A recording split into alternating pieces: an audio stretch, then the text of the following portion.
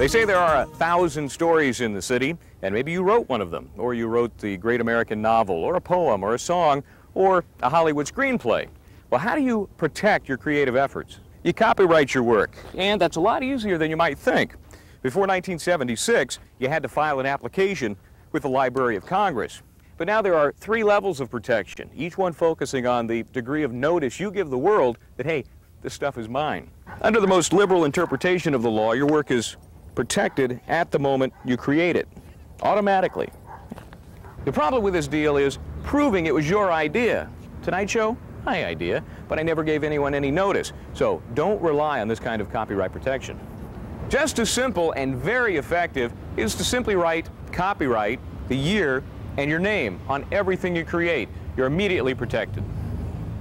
And finally, you can protect yourself by registering your work with the Copyright Office in Washington, D.C. And what a surprise, it takes a government form to do that. But there's one big advantage.